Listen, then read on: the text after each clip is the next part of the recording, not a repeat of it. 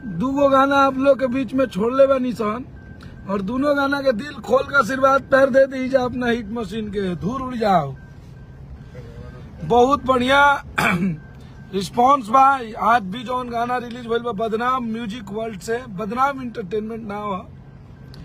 आप सब बस के का बोला था उस पे ध्यान न देके गाना को इतना प्यार दे दीजिए जैसे ललका टी शर्टवा को आप लोगों ने तांडव मचा दिया, वैसे इसको भी। और ये दोनों गाना इस लगन में हर शादियों में बजना चाहिए।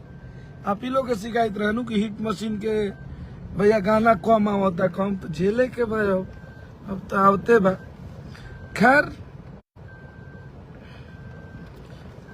आप सब मोहब्बत दीजा। और ललका टी शर्टवा गाना आज पे 15,000 रील बन गई, तो सभी को थैंक यू सो मच।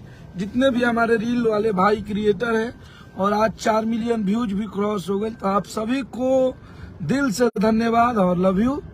और आज जो गाना रिलीज भइल बा एकरा पे बहुत लोग कहता लोग कि कॉपी किया, तो आप सबके पता होगा कि चाहिए कि सुबह में ही टीजर छूटल बा गाना के, तो ये कोनो कॉपी के ना हो गाना हो सकेला। और एकरा में बात विवाद ना होगे कि चाहिए। प्रेम से आप लोग अपना गाना सुनिए और एंजॉय कीजिए।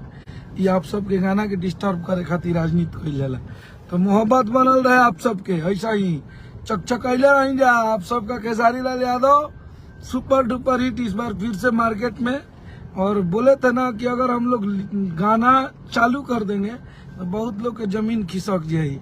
अब चालू बा बहुत जल्दी। आप सबके बहुत तगड़ा तगड़ा अभी तब स्टार्ट भइल बा। अभी कतना फेंकब जगी अब तब सोचे वाला चीज बा। बोले बक बक बक बक अखिलेशो कश्यप के बने के कोशिश करता, तो ये सब ना होके चाहिए भाई।